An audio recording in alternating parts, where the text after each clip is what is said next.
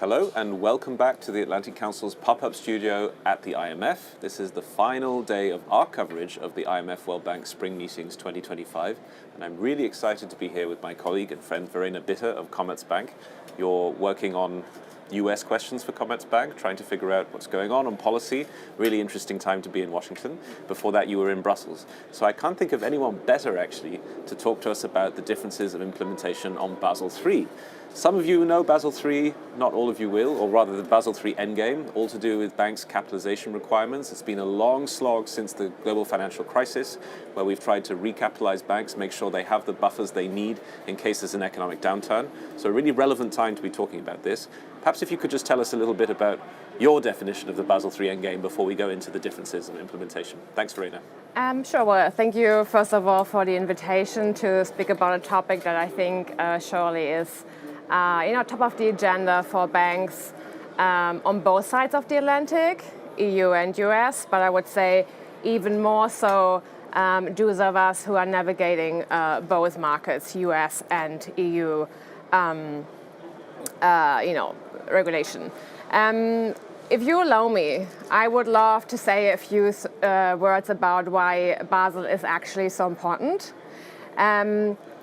So I remember that I had a life before banking regulation, right? And when I first joined Commerzbank, I thought that Basel is a quite dry topic. Maybe it's very technical, and rightfully so, I would say, in its technical details, it is complicated, maybe. But I think we have to remind ourselves that what Basel is about is capital requirements. And capital requirements are what dictates us as financial institutions and as banks how much freedom we have in fulfilling a very basic but extremely essential function, which is providing credit to the economy.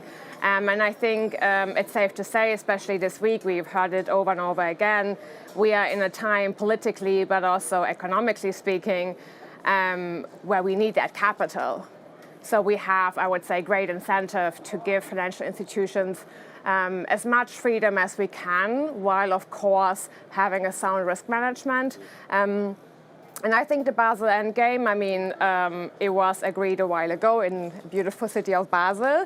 And the EU is on track, I would say, to faithfully implement, while the US, there's different interpretations. I wouldn't say that they are not willing at all to implement. We have seen some moves, but they have made it very clear that they would like to have a more light-handed implementation, probably capital neutral. And I think you have to give it to the Trump administration, also to Scott Bessent, the Treasury Secretary, that the overall message of saying, hey, we want to cut red tape, we want to cut regulation, and we want to help financial institutions to fulfill that role of giving capital to the economy. That's a welcome message, and that's a message that European FIs, I think, have been trying to convey to European capitals and Brussels for a long time. So I don't think there's a problem with that approach. The headaches start, I would say, when we see that gap. And I believe, and that's what I see in Brussels right now, that we are in a phase of reassessing. But as of now, we have a risk of having that gap, and that will mean a competitive loss for those of us who are implementing the European Basel regime. I think it's important to say that we've been on a bit of a journey. So before the Trump administration came to power, there were US proposals for Basel III endgame, which were criticized by US financial institutions as too stringent. And they often used the EU rules as an example of how stringent the US rules were, saying, look, the EU is implementing at this level, and you're gold plating, you're going even further. What's happened since is that series of proposals has been put to one side. I mean, they will keep a lot of the work that's been done, but some of the proposals that were criticized by the financial institutions definitely were not capital neutral. They increased the requirements for the US. Very much so. And I think another point of criticism is that it really got into the weeds of the methodology, making the banks use external assessors of assets and liabilities and prevented the banks from using their own methodology. So assuming that we have a refreshing of what the US proposals are, we know that Scott Bessent wants to help the banks lend more and not give them more red tape. But I understand your concern is that there will be a difference in implementation on the US and the EU side, but first of all, maybe just a question on when you think the new proposals will come for the US side. Yeah. I mean, they're just getting started, right? Like we see that the people are getting into their new positions at the responsible agencies. Yep. I think we could potentially see a proposal, later this year, but I don't think that we would see an actual implementation before, I would say, 2028. That's the number I've been hearing this week. Okay. And if you allow me, I think as Europeans and also as European banks, Let's talk about the Europeans. Yeah. Go ahead. I would love that. I think there's only so much you can do about the way the US is heading. Yep. And as I said, I don't believe that the general objective is a wrong one. Mm-hmm. I actually think that this push, can be seen positive.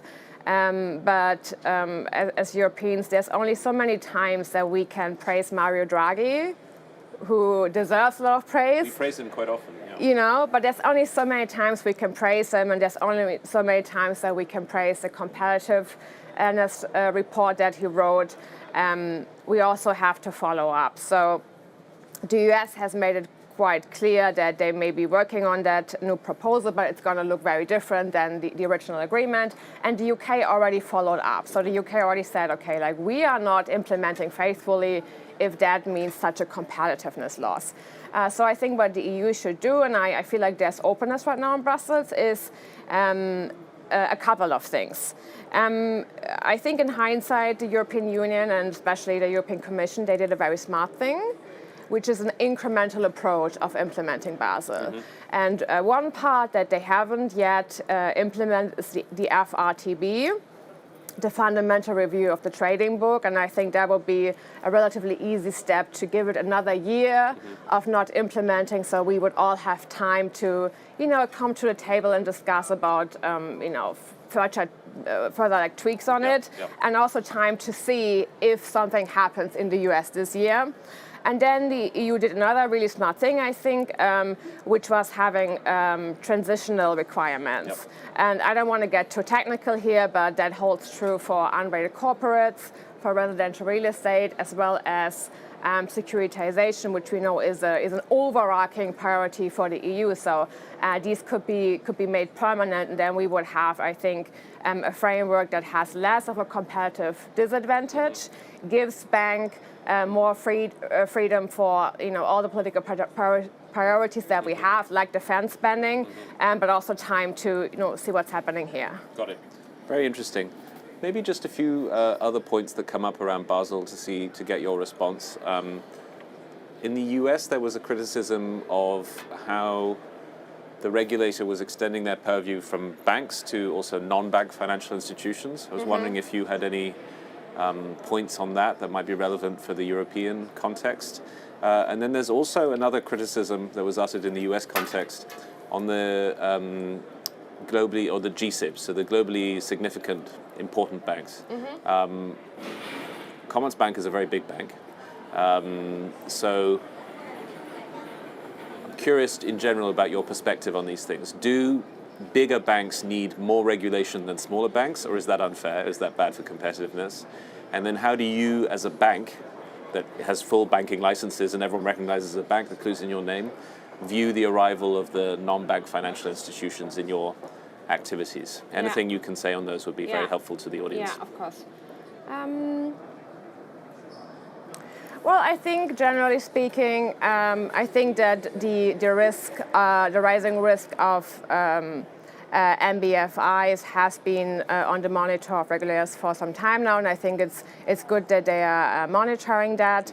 As a financial institution, I think our overall message that we have been sending for a long time now is same service, same risks. And that doesn't mean that we don't want to have competition. I think on the contrary, that I work very closely on digital topics as well. We see, I would say, a lot of cooperation in these fields, also with newer players, and we have to do that as banks too. So you blend the services yourselves? Exactly, to I think stay relevant. But I would say it's an overarching topic that we see that oftentimes new players come into a market, and I mean, as banks we are really heavily regulated, and there arises a competitive gap because same services are being offered without the same rules. Got it. And then on the question of do big banks need more regulation, as I said, I think especially in Europe we already are very stringently regulated. And actually a comment that I heard yesterday from the European Finance Commission, and I think she has a good point there. We had a bit of turmoil in 2023 here in the US with Silicon Valley Bank, and then also in Switzerland.